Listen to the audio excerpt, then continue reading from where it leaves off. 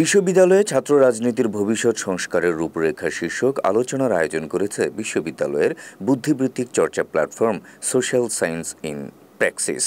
শনিবার বিকেল ৫টায় ঢাকা বিশ্ববিদ্যালয়ের মোজাফফর আহমেদ চৌধুরী মিলনায়তনে এ আয়োজন সম্পন্ন হয়। এতে মডারেটর হিসেবে উপস্থিত ছিলেন ঢাকা বিশ্ববিদ্যালয়ের প্রক্টর সহযোগী অধ্যাপক সাইফুদ্দিন আহমেদ ও সহকারী প্রক্টর প্রভাষক শেহরিন আমিন ভূঁইয়া। এতে বিশ্ববিদ্যালয়ের ক্রিয়াশীল ছাত্র সংগঠনের মুখপাত্ররা রাজনীতির বিষয়ে নিজ দলের বিভিন্ন মতামত তুলে ধরেন। সংলাপে রাজনৈতিক দলের ৯ জন এবং দল নিরপেক্ষ হিসেবে ৩ জন শিক্ষার্থী বক্তব্য রাখেন। এ সময় বক্তারা প্রথম বর্ষ থেকে সিট নিশ্চিতকরণ, সিট প্রদানে রাজনৈতিক হস্তক্ষেপ রোধ, ডাকসুর গঠনতন্ত্র সংস্কার, হল ও অনুষদে রাজনীতি নিষিদ্ধ করা সহ একাধিক প্রস্তাব দেন। ঢাকা বিশ্ববিদ্যালয়ের ১৯৭৩ সালের অর্ডারে অনেক অসামঞ্জস্য আছে, তা সংশোধন করতে হবে বলে মন্তব্য করেন নির্দলীয় প্যানেল থেকে সৈয়দ আব্দুল্লাহ। এ সময় তিনি বেশ কিছু প্রস্তাব তুলে ধরেন। ১৯৭৩ সালের বিশ্ববিদ্যালয় অর্ডার, আমার কাছে মনে হয় আমি আইনের ছাত্র হিসেবে যখন অর্ডারটা পড়েছি, এর ভেতরে এত অসামঞ্জস্য আছে, এই জায়গাটা অবশ্যই চেঞ্জ করা দরকার। ডাকসু ইলেকশন এবং হল সংসদ ইলেকশন অবশ্যই হতে হবে, তবে এটার গঠনতন্ত্র পরিবর্তন করে কারেক্টলি একজন পয়েন্ট আউট করেছি একটু আগে, কারণ যে প্যাটার্ন আছে ওই প্যাটার্নে কোনো সমাধান আসা পসিবল না। এবং ডাকসু ইলেকশন যেটা হবে, আমি ব্যক্তিগতভাবে মনে করি এইটা কোনো দলীয় প্যানেল থাকা উচিত না, এইটা হওয়া উচিত ইন্ডিভিজুয়াল প্যানেলে ডাকসু ইলেকশন হওয়া উচিত। বিশ্ববিদ্যালয়ে বিভিন্ন দলের এজেন্ডা বাস্তবায়ন হয় উল্লেখ করে সেসব থেকে বেরিয়ে আসার কথা বলেন বৈষম্য বিরোধী ছাত্র আন্দোলনের মুখপাত্র আবু বাকের মজুমদার।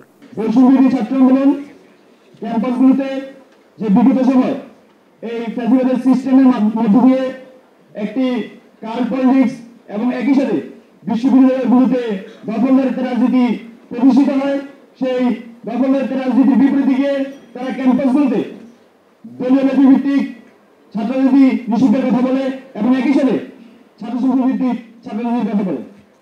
সেই প্রেক্ষিতে আমরা মনে করছি এই যে বিভিন্ন দলের এজেন্ডা বাস্তবায়ন ক্যাম্পাসগুলোতে হয় এবং তার জন্য ক্যাম্পাসগুলো সন্ত্রাস দেখি, এইসব প্রেক্ষাপট থেকে আমাদের বেরিয়ে আসতে হবে।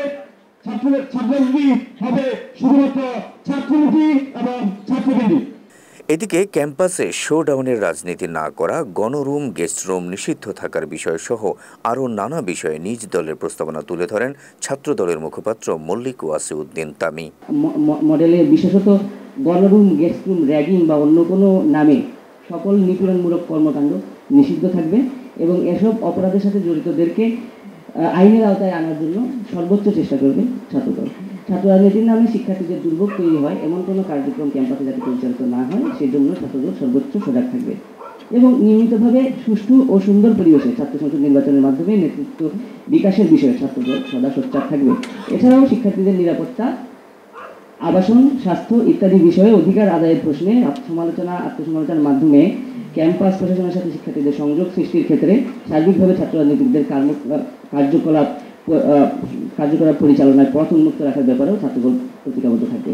বৈষম্য বিরোধী ছাত্র আন্দোলনের নেতৃত্ব দেওয়া প্রিয় নাহিদ আসিফ এবং সেই সাথে তারও আগে ৯০, ৭১, ৬২, ৫২ সহ নানান সময় সাংগঠনিক রাজনীতি করে উঠে আসা নেতৃবৃন্দের লিগেসিকে যাতে ভবিষ্যতে ছাত্র রাজনীতিকরা সঠিকভাবে ধারণ করতে পারে, সেক্ষেত্রেও ছাত্রদল সর্বোচ্চ সহযোগিতা করবে অন্য সকল সংগঠনকে। তবে ঢাকা বিশ্ববিদ্যালয় এবং ছাত্র রাজনীতি একটি অবিচ্ছেদ্য বিষয় এবং রাজনীতির ক্ষেত্রে একটি সামাজিক চুক্তির দরকার বলে মত প্রকাশ করেন ঢাকা বিশ্ববিদ্যালয়ের প্রক্টর ও অনুষ্ঠানের মডারেটর সহযোগী অধ্যাপক সাইফুদ্দিন আহমেদ। যারা এই আয়োজন করেছে তাদেরকে আমি সাধুবাদ জানাই, কারণ এই আলোচনাটা এখন এই বাংলাদেশের নতুন যে মোড় নিয়েছে বাংলাদেশ দিকে, সেই সময় সেই প্রেক্ষাপটে এই আলোচনাটা খুবই তাৎপর্যপূর্ণ। আমি আলোচনা এবং এর আগেও অনেক আলোচনা হয়েছে এবং বিভিন্ন মহল থেকে এই আলোচনা করছে, আমাদের কাছেও নানান রকমের রূপরেখা আসছে লিখতে।